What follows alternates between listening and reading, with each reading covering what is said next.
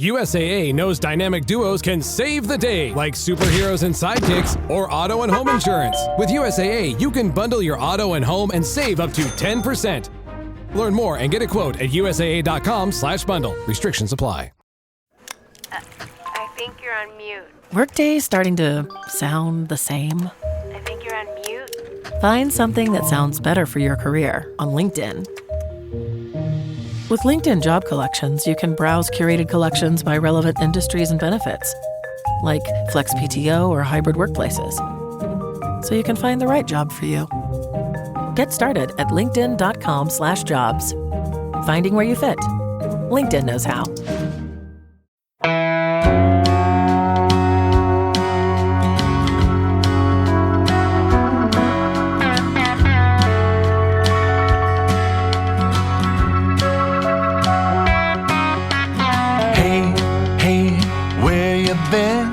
Buckeye Talk is about to begin. Hey, hey, hey, come on in.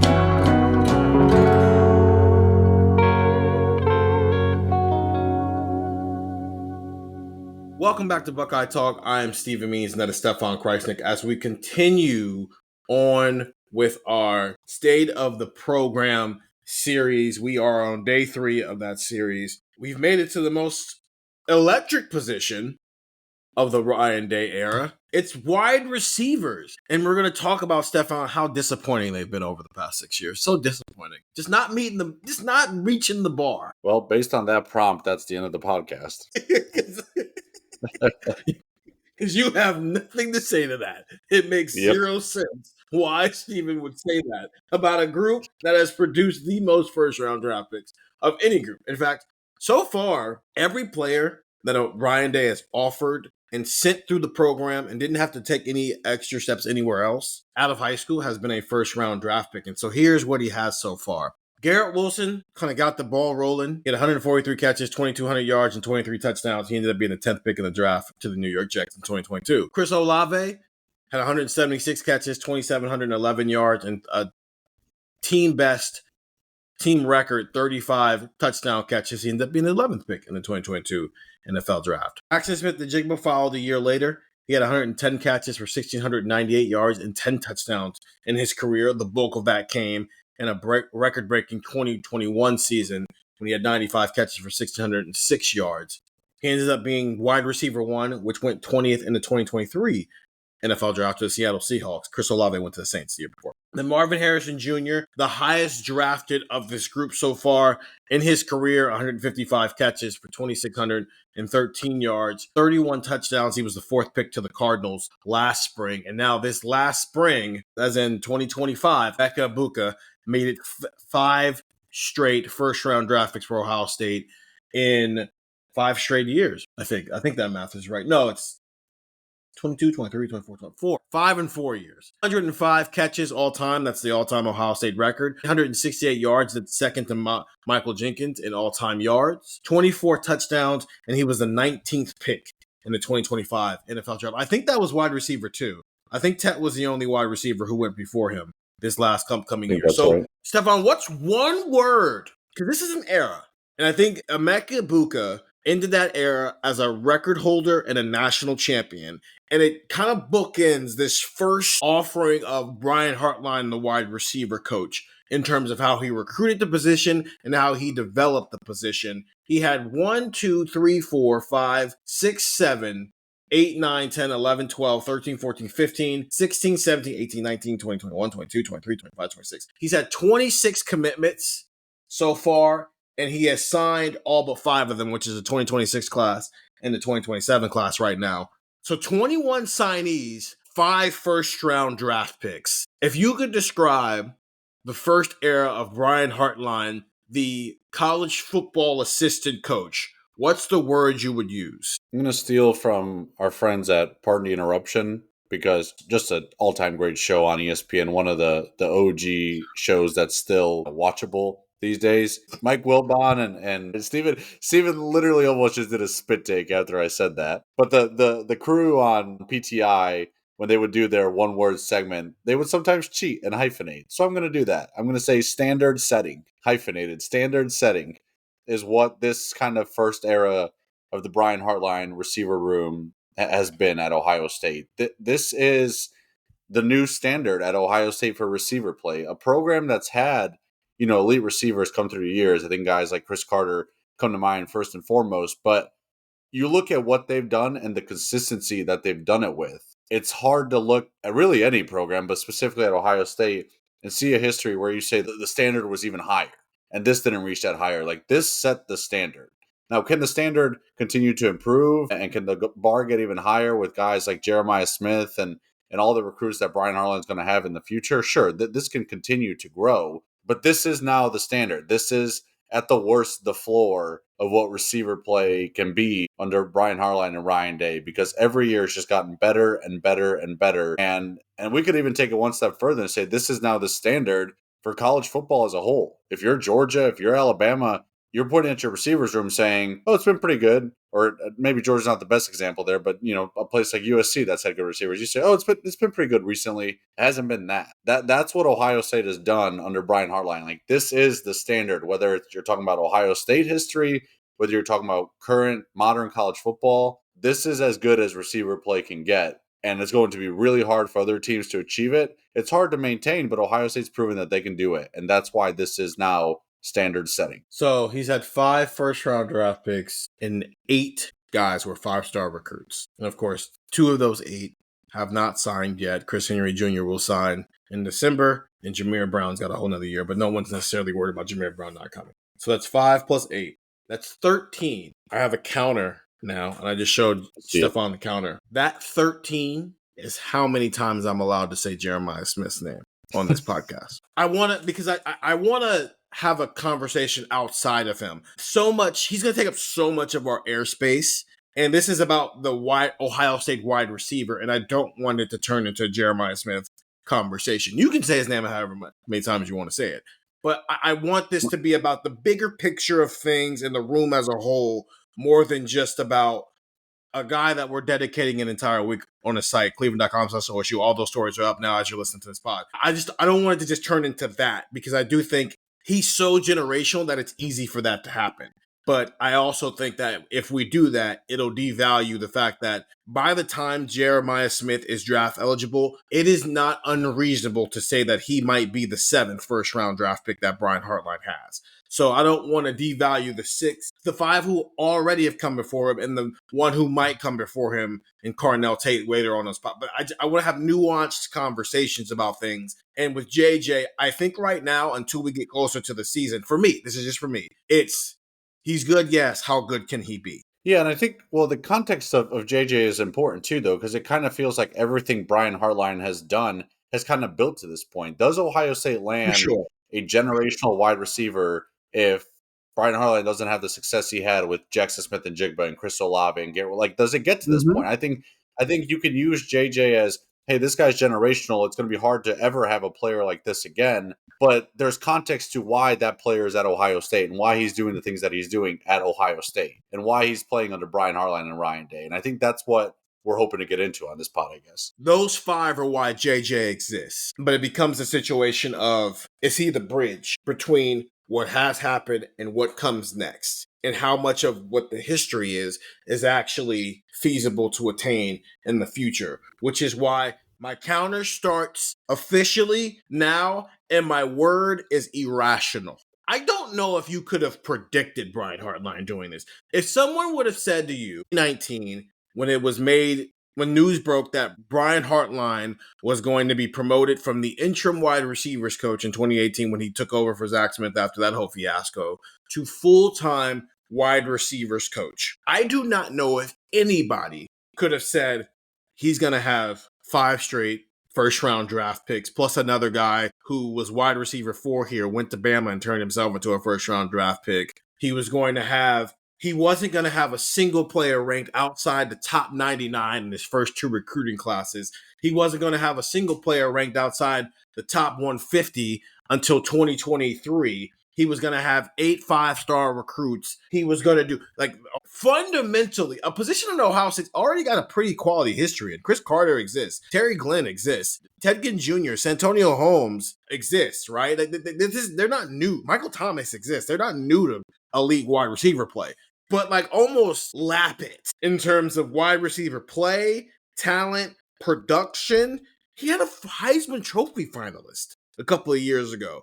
And we're already talking about another guy, this doesn't count because I'm not saying his name, potentially being one over the next 2 years. We've reached a point with some of these guys where I don't think they've proven 100% that they're going to be first round draft picks. But they're Ohio State wide receivers and they were highly rated recruits. So guess what we're going to do? We're going to assume they're first round draft picks, and just if we're wrong, we're wrong.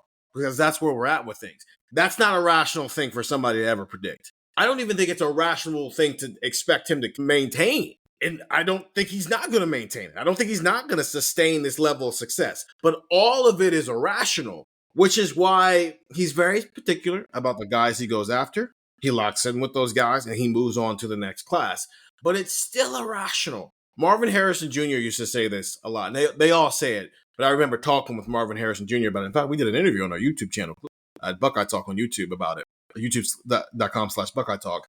Where he used to say, you're common amongst the uncommon. Everybody in the room is crazy, but if everybody in the room is crazy, nobody's crazy. Everybody in the room is irrational with their goals and their expectations and their aspirations. But if everybody's like that, then it's just your norm, which is why you use the word standard of this is the new standard. Crazy is the new standard? That's, my word is irrational. It's crazy.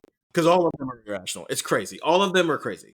But because all of them are crazy, none of them are crazy, because 5 of them heard their name called on the first day of the NFL draft. And given the way he's recruiting the room and what's currently expected to be the starters in the room in 2025, there is no reason to believe that crazy isn't going to keep getting validated for the years to come. Yeah, it's one of the more impressive things in college football. You continue to hear, you tune into some of the national shows, and it's like they talk about best position coaches in the country, and it's almost kind of just glossed over. Like, okay, outside of number 1, who's the best position coach in the country? Like, that's discussions have kind of gotten to that point. And it's reached this pattern of PFF put a stat out a couple weeks ago. We're recording these weeks in advance, so I'm trying to act like we're not. PFF put the stat out of Ohio State every year since PFF started doing the preseason, off-season thing of ranking the position groups. Ohio State has been in the top 3 all 5 years they've done it. And it's because when they started doing it in 2020, Garrett Wilson and Chris Olave. When they did it in 2021, Garrett Wilson and Chris Olave were back, and then Jackson Smith-Njigba happened. When they did it in 2022, Jackson Smith-Njigba was back, and people just thought Marvin and Emeka, as 2 highly rated recruits, were going to be awesome. In 2023, when they did it, Marvin and Emeka were back as arguably 2 of the 5 best receivers in the country. In 2024, Emeka Egbuka was back, and everybody thought Jeremiah Smith, and that's number 1, were going to be really good. Plus, we had heard good things about Carnell Tate. 24, 2 of your 3 starters are back, and the guy who's taking over for Emeka Egbuka might be just as good as Emeka Egbuka. It's just Emeka Egbuka came back. It's all these different variables. I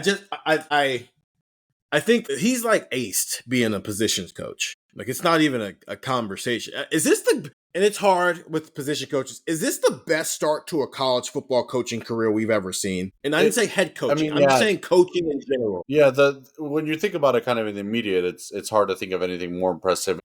When we were kind of preparing for this pod, I think the thought that made this so abundantly clear how impressive it is that basically anywhere else in the country, if you have a good amount of success as a position coach, we immediately start talking about you as a coordinator. And then we immediately start talking about you as a head coach. And I know Hartline just got promoted to offensive coordinator, but there's an element to the Hartline conversation where we keep saying, like, he's so damn good at this at Ohio State that why would he leave? Like, remember when his name came up in the West Virginia head coach opening, and people were like, why would he leave for that?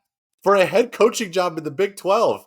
Because he's so damn good at being a receivers coach at Ohio State that it's kind of changed the tone we use when talking about position coach. If I say, hey, this guy's a really good receivers coach at Syracuse, you're probably thinking to yourself like, oh, damn, he's going to be a pretty good head coach somewhere. We were talking about that with Billy Fessler already. Like, oh, this guy's could be a really good quarterback coach. He's going to be a great offensive coordinator in a couple of years. He's going to be a great head coach in a few years. And yet with Brian Hartline, we keep having this conversation of like, it's so good that why would you leave it?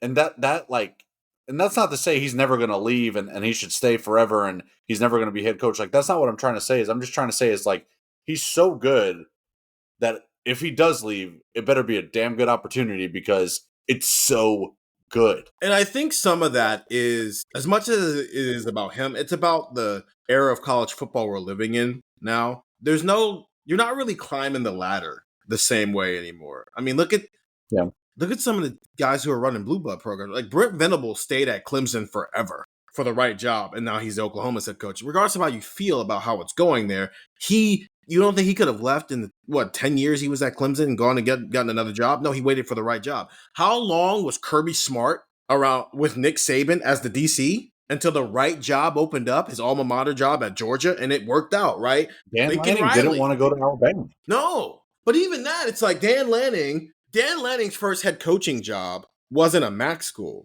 or a lower Power 4 school. It was Oregon, right? Oklahoma promoted Lincoln Riley after their legendary head coach retired. Ohio State, Ryan Day, I think he could have been the Mississippi State head coach. Like there's a reality that works where he leaves after 2017. Yeah, and then Moorhead ends up taking the job. Because why would I leave for the Mississippi State job when I can leave for the perfect job? Which means I don't have to leave. I'm still in Columbus. I just get promoted here. What did Notre Dame do when Brian Kelly left? They promoted Marcus Freeman. You don't think Marcus Freeman had other head coaching opportunities out there? If his first head coaching job is Notre Dame, you don't think that he had other opportunities, whether it's when he was the DC at Notre Dame for a year or with Luke Fickell at Cincinnati? I think it's why Keenan Bailey is still here. I don't think when Nick Saban and Urban Meyer were coming up, there's like a climb, right? Nick Saban he worked at all these different places, and then he's at Michigan State, right? He goes to LSU, he goes to the NFL, he goes to Alabama. Urban Meyer's at Bowling Green, he goes to Utah, he goes to Florida, and then he gets the Ohio State job. And how many different coaches can you do that with over time? Even James Franklin, he was at Vanderbilt as a head coach before he came to Penn State. That's not how people find their guys anymore. You don't have to go prove it somewhere else. No, I'm gonna stay here. And when the right thing opens up, why would I climb the ladder when I'm already at the top of the ladder? I'm going to hop down off of this floor just to climb back up here? No, I'm going to stay here until I feel like I want to leave. And Brian Hartline, I think, is a unique situation because he's also a pretty successful NFL player. So it's not like he needs the money that comes with the climb. He can genuinely and plus he's from Ohio. He can literally just hang out here and be a positions coach for the rest of his career and call plays at Ohio State. I don't think Ryan Day's ever going to go, hey, you need to leave. But I do think he is to Ryan Day now what Kirby Smart was to Nick Saban all those years at Alabama, what Brent Venables was for Dabo Swinney. Now, Brent Venables was a little bit more established because he had been at Oklahoma as a DC as well. But it's this together. It's why we always continue to talk about how much of the wide receiver renaissance is Brian Hartline versus how much of it is the offense that Ryan Day has these wide receivers playing, and what comes first, the chicken or the egg. Maybe one day we'll find out. Maybe one day we won't.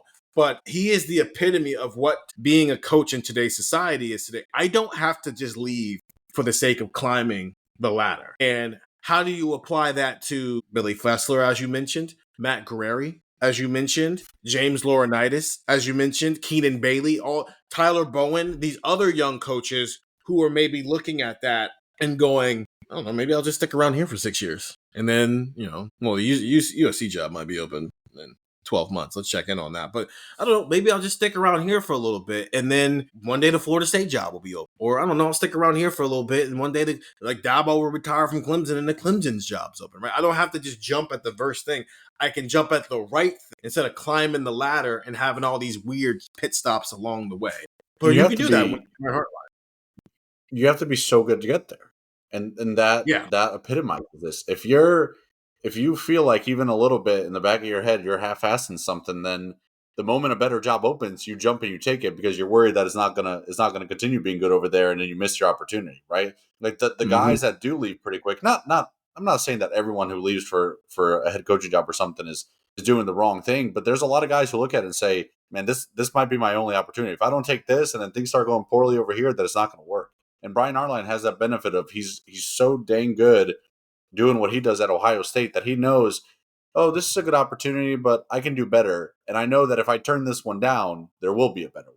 Like that is a luxury that he has built for himself. That is how good he is at doing what he does. And I think that's the most impressive part of it. And I think about the names that you just mentioned, we've gone a little bit off the rails of what, this first segment was. I know we want to talk about kind of the reset at the position. Like he's done it in a way too where it almost doesn't even feel like a reset, because as much as you have kind of those veteran guys that get toward the end of their collegiate career and they're elite, there's always that one guy in the background, right? That's coming up. Like it was Jackson Smith and Jigba, right? And say it was Carnell Tate kind of lingering in the background, and Jeremiah, the generational talent, but like that's still a freshman that was right in there ready to step up the moment Emeka left. And Brandon Innes has been lingering in the background and gotten playing time. So like the formula is working because it never has really felt like a reset, right? Like we're talking big picture when we say reset.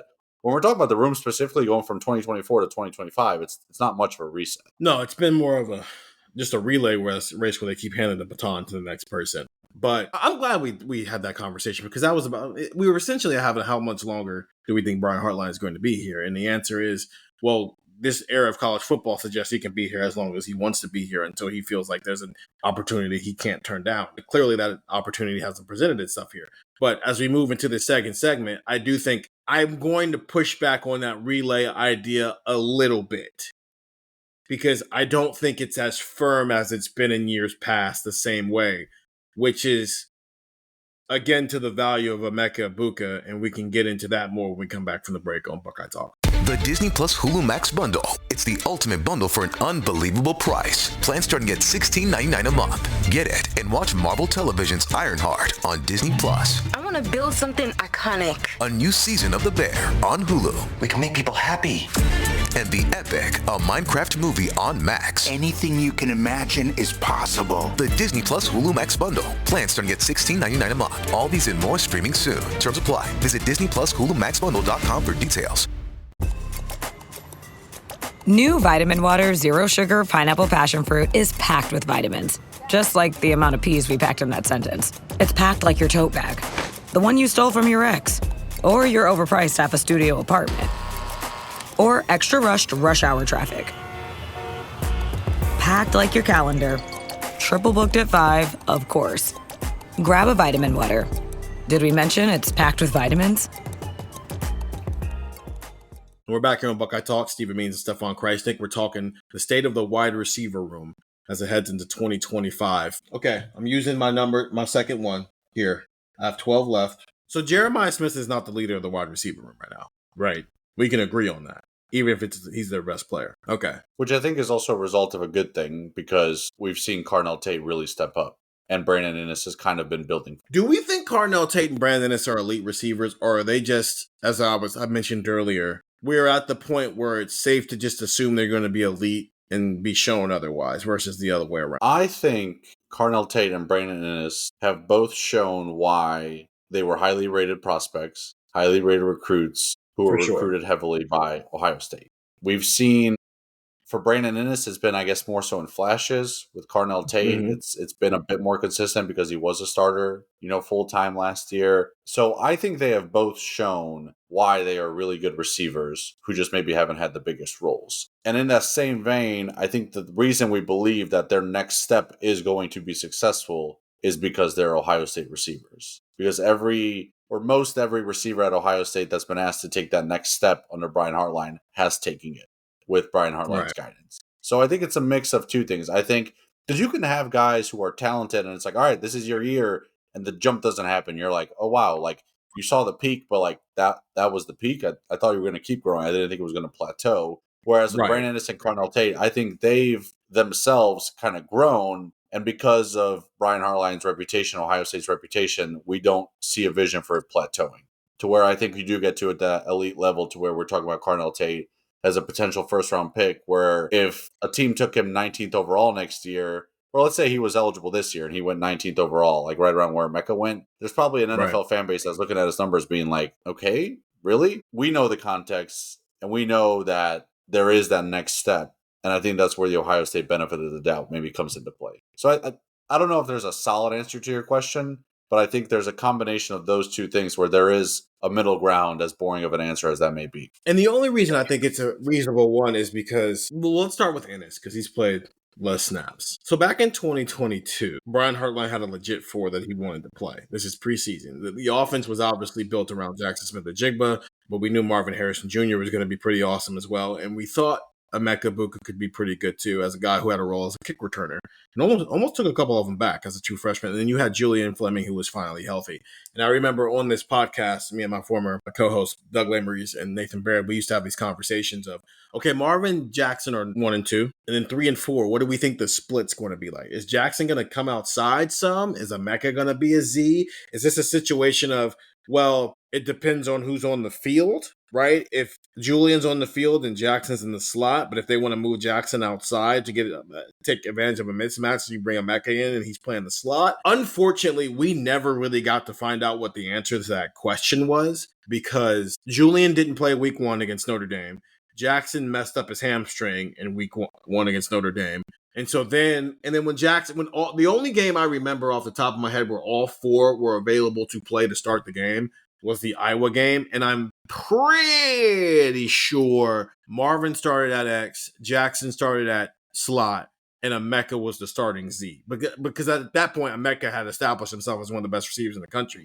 He had multiple weeks in a row with like at least 70 yards and like 5 catches or something like that. But Jackson got hurt. So Jackson was out. So Emeka became wide receiver 2 in the starting slot, and Julian Fleming was just the starting Z, and it all just kind of figured itself out for the next 2 years. Brandon didn't have that. Brandon didn't have the guy who was the established slot receiver either didn't come back or got hurt, so it's my job. So he was a legitimate backup. I don't think Emeka would have been a legitimate backup in 2022, but I do wonder how that split would have gone and how much that changes the trajectory of Emeka Buka's career if he's not just a surefire starting slot receiver the last 3 years. So Brandon, I think it's fair to have no, he's awesome. He just hasn't had a chance. Dude, the 19th pick in the draft came back for his 4th year. What do you want him to do? And Brandon also didn't early enroll. So he's got a lot to prove this year as playing a position that gets the ball out in his offense. Carnell Tate had one 100-yard game last year. And it was against Nebraska. He had 4 catches for 102 yards. The only other games he had at least 60 yards. Akron, he was 4 for 58, 1 touchdown, so he was barely under 60. Marshall, 4 for 64. Indiana, 4 for 68. Michigan, 6 for 58, so right under 60. And then the Texas game where he had 7 for 87. So he had 1 game with over 90 receiving yards. And sure, we can chalk some of that up to the passing game was funneled through a generational athlete in Emeka Buka.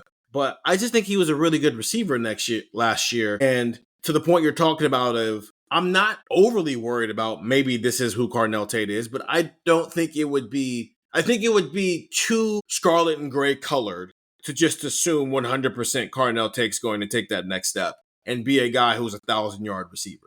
I think you have to leave open some level of credence to what if Carnell Tate is as good as T. Higgins was, which was a 2nd-round draft pick. And T. Higgins is a pretty good NFL player, but it's not a 1st-round draft pick. And that's as you said before, this is the new standards. You're a 1st-round draft pick here. Yeah, I think that does linger. And I think it's why when we talk about this stretch of Ohio State receivers going in the 1st round, this is probably the one we point to where, like, maybe we have some questions, right, of what's going to happen. Right. And can he be that next guy? I think the one thing that does stand out to me about Carnell is looking at those numbers. They're not great when you go game by game. Like, nothing's super flashy. No. Like you said, only one 100-yard game. He caught 78% of the targets that he got. And I'm trying to pull up Emeka's numbers or JJ's numbers here from last year, see what his percentage was in terms of receptions to targets.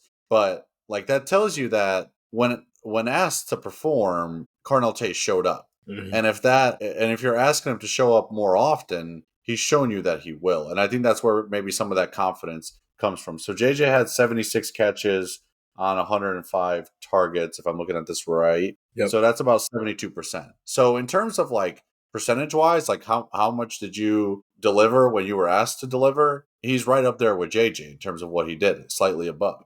So I think that's maybe where some of that confidence comes from, is that like you give him a bigger role, you expect maybe that percentage goes down a little bit, but you expect him to kind of deliver to that same level. That's a pretty good season. Yeah, you're right. I mean, his percentage was higher than Emeka's too. 76.4 for Emeka on 106 targets, 72.4% on 105 targets for JJ, and 77.6%. I think he had that drop in the Texas game. Yeah. Or was it the national championship game? I think it was the Texas game. He had that drop. Game. He dropped the touchdown. And I think that's kind of like maybe lingered in our minds, maybe lingered in some fans' minds. Like, I think PFF had a graphic the other day that was like he had 3 drops on however many targets. Like that's pretty impressive. He's pretty sure-handed and pretty reliable, I think. Yeah. JJ had one drop, which we all remember.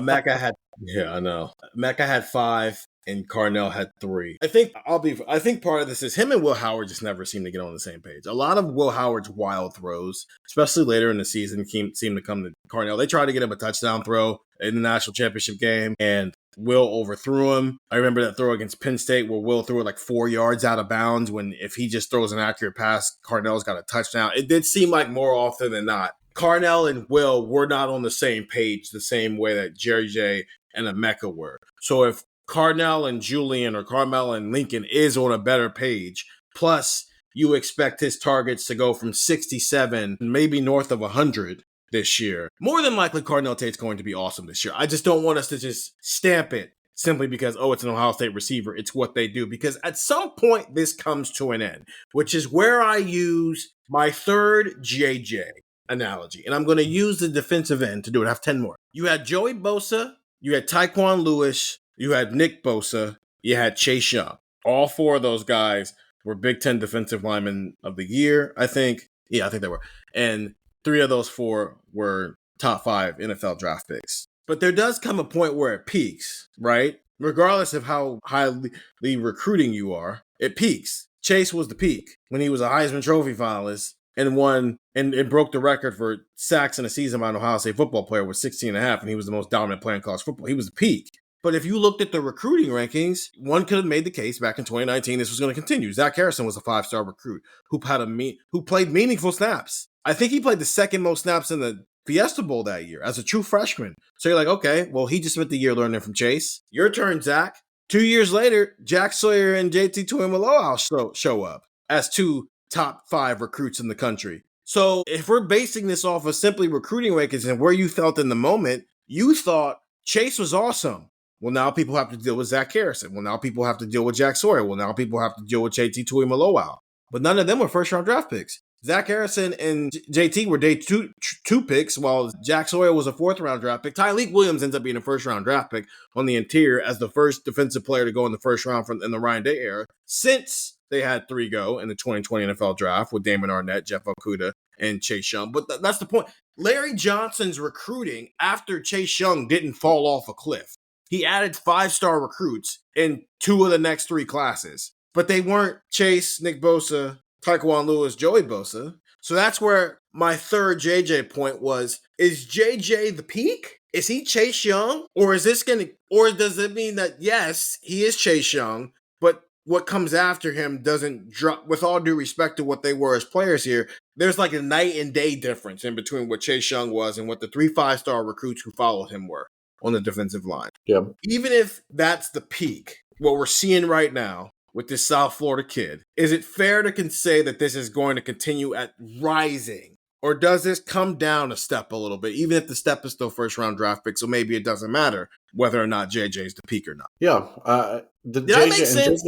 No, it made sense what you're saying, but I think at the same time, I think what's maybe more concerning on the defensive line front is like you went from Chase Young, and then like your drop off even at number 1 was massive, but like what was behind him and like alongside him, like you might not have another JJ. Maybe JJ is Chase Young, and maybe that's a fair comp, but do you still have an Emeka, right? Like can Brandon Inniss be Emeka? You're not asking him to be JJ, you're asking him to be Emeka.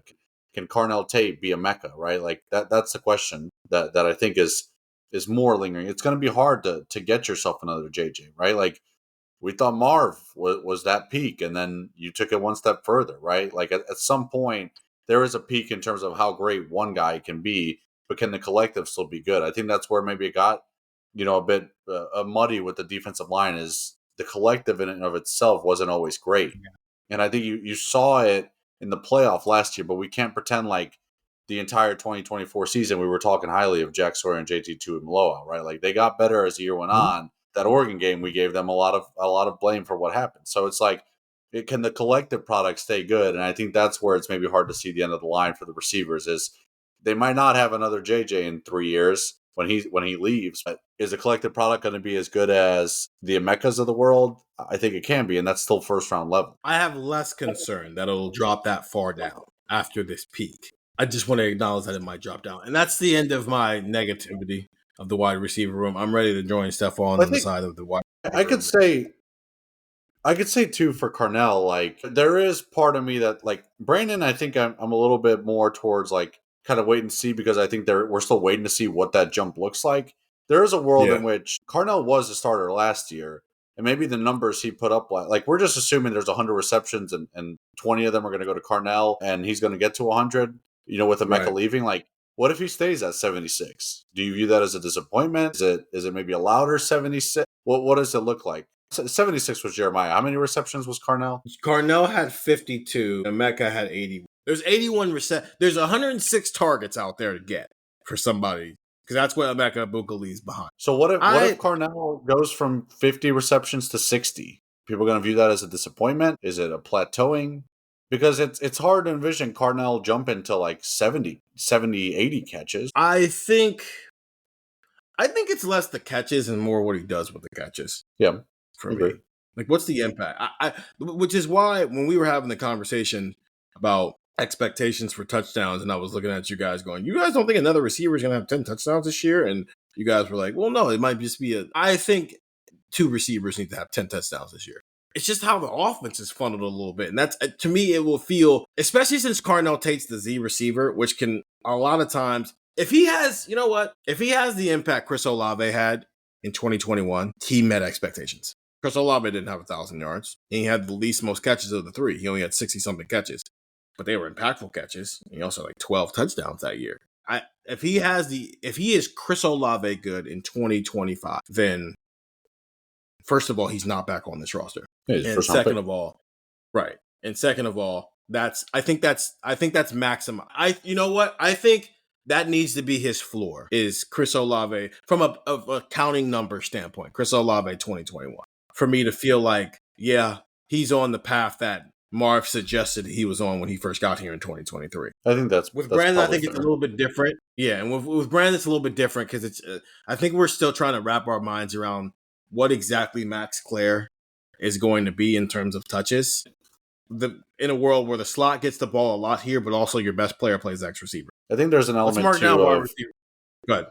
I was just going to say real quick, like you talked about Carnell, like even if the numbers aren't necessarily up, can they be more impactful, right? Like I think that's where maybe some of the confidence with Brandon Inniss comes from is that he made 2 of the biggest catches of the season last year, the play against Penn State and then the play in the national championship game. I think that was the 3rd down. That was the championship game or Texas? I think it was the Natty, right? It was a national championship game on like a 3rd and long situation. Yeah. Yeah, so those are 2 massive situations where he came through, and I think that's where maybe some of my confidence in him comes from. I have a lot of confidence. I just wanted to make – I think this is a good portion of – because this is the reset. This is a true reset. There's nothing from the past. This is all young guys looking towards the future. Emeka Buka was the last string of this first run of wide receivers. I just think this is a fair checkpoint to check in on like, hey, how much longer do we think this is going to go? And it doesn't mean that the wide receiver room is going to fall off a cliff, but at some point, you're just not going to have a guy who's a first-round draft pick. You're not going to have at some point, Ohio State's not going to have the best wide receiver room for a season in the country. And given the description of the room, this is the best chance for that to be the case. And with that being said, they still have the best player in college football, so it's even harder. And that counts, Jeremiah Smith. That's a mention.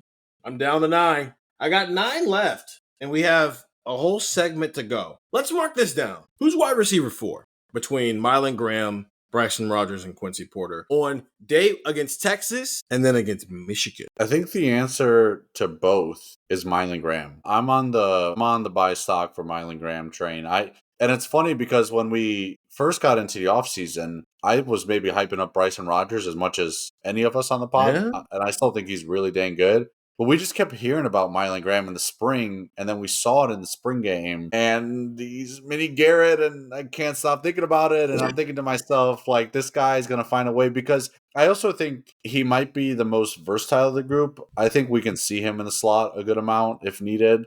And I think we could see, like, he could be the backup for Brandon Inniss and for Carnell Tate, I think. And that, I think, makes him a true number 4 receiver for this team and makes me think this guy's going to have a pretty big breakout year. So if they go 10 personnel, JJ's outside. Dang it. I used one. Carnell's outside. That one shouldn't. Okay, cool. I'm giving it back to me. I got 9 still. If they go 10 personnel, who's outside, who's in the slot? Carnell and JJ on the outside and Inniss and Mylan Graham in the slot. I'm going to raise you one. I'm going to put JJ in the slot. I don't think they were just having him do slot stuff in the spring for no reason. And to your versatility, Carnell's moved around. He can play all three positions. So I think they would put him at X in that situation. And so that way, Mylan can play the position I think he's probably the most comfortable with right now and the position he's spent the most time at, and that's Z. Though I agree, he can play some slot. And then Ennis is also in the slot. I'll say this. For Texas game, I think Bryson Rogers is wide receiver 4 because I think that game might come down to some trust of who has been in these situations before given the opponent. And Bryson Rogers started against Iowa at one point. So I've seen the other side of that where in 2021, Ohio State on the road against Minnesota was throwing out a bunch of different guys on defense because they didn't know who their best players were. I don't think Hartline messes around that way. I'm going to play the guys I trust on day one. And then Marlon Graham's going to have Grambling State, Ohio to just have a field day. And then I'm with you. It's going to be Marlon Graham by the end of the year. It's Minnie Garrett, man. So it's still the best room in the country, essentially. And now it's an interesting spot, though, because like their present and future is all happening at the same time where your best player isn't an older guy. Right, but you're in a situation where the young guy is proven and the older guys have something to prove. When we're so used to the old guys being proven and the young guys being something to prove, it's an interesting dynamic to watch play out this year. 614-350-3315. I don't know. I'm not worried about the wide receiver room, so I hope that's not the tone people are getting. I just felt like it's a fair point to do that right now. Let's take a break, and then I want to expand the conversation towards less about this room and the wide receiver part of it and more about Brian Hartline, the offensive coordinator here. Who says you can't be the topic of conversation for all the right reasons? The Hyundai Tucson Hybrid pairs bold presence with advanced technology and sleek style. It's everything you didn't know you needed in an SUV and then some. Okay, Hyundai. Visit HyundaiUSA.com to learn more. It's summer. Time to enjoy long days, lazy nights, and great food. Because Uber Eats has deals all summer long. So, when hunger strikes, don't sweat it. Delicious deals are just a tap away on Uber Eats. Enjoy all your favorite grocery items delivered straight to you. Get ice cream, soda, and snacks from your favorite stores like Wegmans and CVS and make the most of every moment.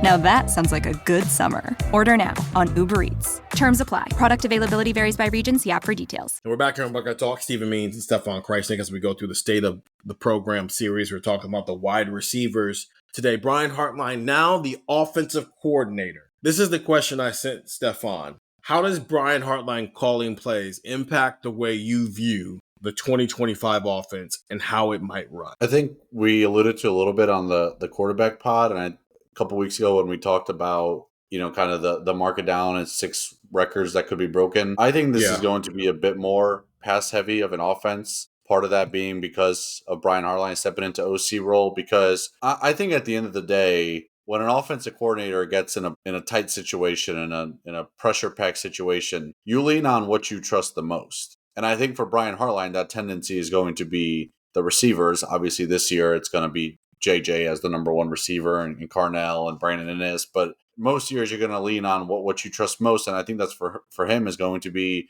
the receivers that he recruits and develops. And I think what's funny is you're saying, okay, so on a third down in the fourth quarter, he's going to pass the ball. Like that's what it looks like or sounds like on the outside. When you're in it, a 3rd and 3 in the first quarter is big. A 2nd and 7 in the second quarter is big. And the more and more those situations pile up, the more and more I think he's going to lean on what he trusts the most. And that's how I think you end up being, kind of a pass lean offense. So I think that is where his impact is going to be. In those biggest situations, he's going to lean on the passing game because of his trust for the receivers and what he knows those receivers can do, as opposed to, you look at Chip Kelly, what was his thing? He designed some pretty dang good runs and had a great run game that he could lean on. Ryan Day with his quarterbacks, hey, put the ball in Justin Fields' hands in big situations. Let him do it. Put the ball in CJ's hands. Let him do it. Is Brian Hartline not going to look at his receivers and say, hey, get the ball to Jeremiah Smith, let him do it? So that's where I think we'll see his biggest impact. In those biggest situations, he's going to lean on those best players. And if you're on the outside, you look at big picture, you're saying, well, okay, lean on your best players. But I'm talking more specifically in his position group. It just so happens that the best player on the roster is also kind of the player he probably trusts the most. But I think that's where you're going to see him lean. Do you think that's strictly about 2025?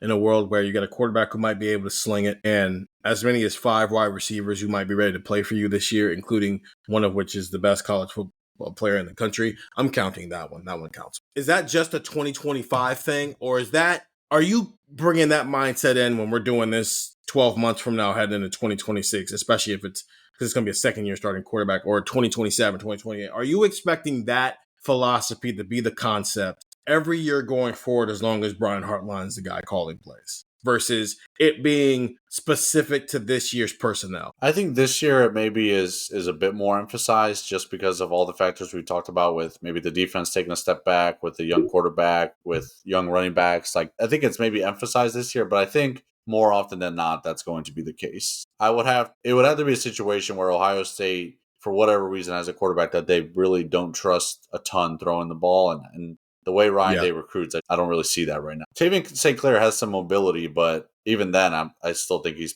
probably pretty reliable in the passing game in a couple of years. Yeah, his arm talent is why people are so high on him. The mobility is a plus because this is the world we live in with quarterbacks. I think the only time that I'm not going to assume that is the case is in a year where Ohio State is coming back with a defense as experienced as it had last year. And I also don't know how often that's going to be a reasonable expectation, because how often are we going to see that many people put off the NFL? Like, a lot of things came together to make that possible. Even before Caleb Downs hopped in the portal, we thought Ohio State's defense was going to be elite. So outside of, we have a defense where we literally don't have to score more than 21 points to win football games, and we might have a very, very questionable situation at quarterback that might need to come into his own as the season progresses. I am with you. I think they are now in throw the ball going forward. It doesn't mean they're air raiding it out. They're not going to turn into Mike Leach. Stefan already covered that down there in Mississippi State. But I do think what it means is if the situation is pass or throw, and you could do either in a situation, I do think Brian might choose throw more than run, while Chip Kelly was more run more than throw. So here's every wide receiver and where they were ranked since Brian Hartline took over the program, starting in 2020. You had Julian Fleming, Jackson Smith-Njigba, G. Scott Jr., and Mookie Cooper. They were 3rd, 29th, 66th, and 93rd overall. Emeka Egbuka, Marvin Harrison, and Jaden Ballard in 2021. 10, 97, and 99. In 2022, you had Caleb Brown, Keon Graves, Caleb Burton, and Kojo Antwi. That's the only class that never had a single player turn into a starter here, and they're all gone now. They were 79, 88, 132, and 151. These are the rankings in their respective recruiting classes per the composite. 2023, you had Brandon Ennis, Noah Rogers, Carnell Tate, and Bryson Rogers. They were 38, 52, 58, and 361. 2021, you had Jeremiah Smith and Mylan Graham. I'm going to count that because I got to start using them. I got 7 left. I got to start using them now. They were 1 and 33. In 2025, you had Quincy Porter, Phillip Bell, Bodpin Miller, and Desi Jones. They're all freshmen right now. They were 23, 275, 283, and 369. This current class, which will sign in December, this 2026 recruiting class, Chris Henry Jr., Hayden Dixon Wyatt, Jaden Ricketts, and Brock Boyd, they are 13, 108, 266, and 377 as of the time we're recording this pod. And then you've got Jameer Brown in 2027. He's number 5 overall. So the first 2 years, he didn't have a single guy rated outside the top 100. And then he had 2 guys outside the top 100 in 2022. But Caleb Burton was a 5-star number 1 receiver in the country, and he committed, and then he got hurt, and it threw some things off. And Kojo Antwi's 151. It took till 2023 with Bryson Rogers to get a guy who was outside the top 150. And the other 3 guys were all top 60. Then you had 2 5-stars. Then you had a 5-star, a guy who was a 5-star who tumbled down the rankings. This 2025 class is the only group. This is the lowest rated group from an average standpoint that Brian Hartline has had. And then you have 2026, which is kind of, I think, a healthy dose of everything. And then so far, he's got a 5-star recruit 2027. Why shouldn't a wide receiver want to come to Ohio State? What's the case for why the top wide receivers in the country would not want to come to Ohio State? Yeah, I mean, obviously we're going to nitpick a little bit here, but I think on the field, the first thing that comes to mind is that not everyone's as patient as Brandon Ennis. And what if you get put in a Brandon Ennis situation where you have to wait a year longer than you thought? A lot of guys in Brandon Ennis' shoes would have transferred out. And if you think that might happen, then why think about transferring? Why not just sign somewhere else? Go somewhere else and be a starter from either, the start of your second season or maybe even compete for a starting job in year 1. So I think that's the first thing that comes to mind is that there are a lot of good guys already in this room, and you might have to wait your turn. Not everyone is Jeremiah Smith that starts as a true freshman and dominates in every game as a true freshman. So that's kind of the on the field aspect of it. I do think there's an off the field financial aspect that I'm sure you're going to hit on a bit, but there's elements to, I think, moving forward. We're going to see, I don't know if it's going to be like you have to land more diamonds in the rough, but I think it's going to be tougher to land multiple of those like top 5, top 10, top 20 guys at one position group, just because in theory there's supposed to be somewhat of a salary cap that's going to be followed. Now we'll see what that looks like and how much that ends up, mattering, but I think there is an element to that as well. So on the field, I think it's if you're not patient, you might feel like you're going to have to wait a year longer than you wanted to. Off the field, there might be some financial reasons because of the House settlement, not because of Ohio State not wanting to pay enough money. Well, it'll be because the Ohio State doesn't want to pay enough money. But the reason why they won't want to pay enough money is because of the House settlement. Because you can't spend all your money on receivers. I guess, take with this with a grain of salt and whatever it means to you. I had a conversation with somebody earlier this spring, and they were adamant about the idea that Decorian Moore, who was the number one wide receiver in the country, who originally I think was committed to LSU or Texas, I believe, and then decommitted, and then Ohio State got into the mix there. He took an official visit. And he ended up signing with Oregon, and now it seems like he's going to be an impact player for Oregon in year one. He's the number one receiver in the country, number 4 overall player out of Duncanville, and I had somebody adamantly telling me, and not someone who's just like someone who like matters, adamantly telling me that Decorian Moore would be in Columbus if this were 2017, 2018, 2019, like pre-NIL era. Like adamantly. It's a little much. Like adamantly telling me Decorian Moore will be here. But it wasn't about this idea that Oregon threw a bag at him and we weren't going to throw the bag at him. It was about roster construction in a world where, like, it's like, take the NFL for an instance, right? If you're going to go, you only have but so much money every year. If the NFL says the salary cap is $250 million for that season, well, that's what you have to work with. So if you're going to sign a guy for $35 million, well, okay, now you're at 220, right? And that also takes into account, maybe you've already got $112 million of those dollars taken up because you got guys who are returning on your staff. So now you're down to, you just paid a guy $30 million from the free agency pool. You already have $112 million spoken for by current people. Let's just say another, 45 has to go towards the guys you draft this offseason. So yeah, you had $250 million to work with, but you only have actually $63 million that you can give people to fill out the rest of your 53-man roster. Well, what Stefan is talking about with the financial stuff, that could be coming to college football very soon. So you have to start practicing that now. You can't just start doing, you can't, the NCAA can't outlaw, hey, you have $60 million to work with on a yearly basis with your scholarship amount and like how you're going to build your roster. And all of a sudden you click that on. No, you have to start practicing that now with how you go about building your roster, building a recruiting class, which is why you go from a 2024 class where you had 2 5-stars in it and you were fine when you lost the kid to Oregon who flipped to Oregon on signing day. You follow that up with Quincy Porter, who turned into a 5-star recruit later in the process, and 3 other guys who are outside the top 250. It's why in 2026, you have 1 5-star, 1 borderline top 100 recruit, and then 2 other guys who are outside the top 250 who might be more developmental pieces. So it's building in your room.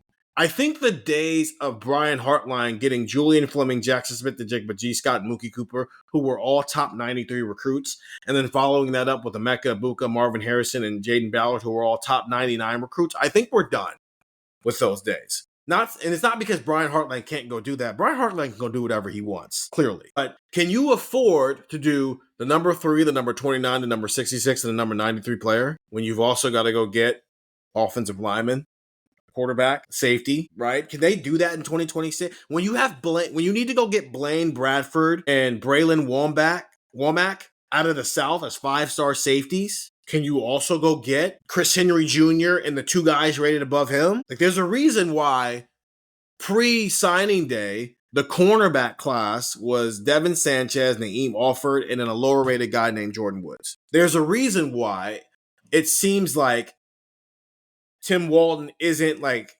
heavy hitting with the highly rated cornerbacks in this cycle. Partially, it's because the room is already stacked, so he doesn't need to. And if he needs to go do something, he can supplement in the portal like they did with Davis and Ignosin. But also, like, dude, you got to, like, structure your room in a way because you can't have a bunch of guys who are asking for a bunch of money. So I don't want to chalk up the Corian Moore to Oregon threw a bunch of money at him and he chased the bag. No, sometimes a recruitment could come down to, I want to be here, but I can't leave this on the table. So if you get in the ballpark of what they're giving me, I'll sacrifice a little bit and come play for you, but I can't. That's not a logical thing to ask. So, and that was my biggest takeaway from the conversation I had with them of Corian Moore. They were adamant that he would be a Buckeye if this were 2019 pre-NIL era, but it's not the pre-NIL era.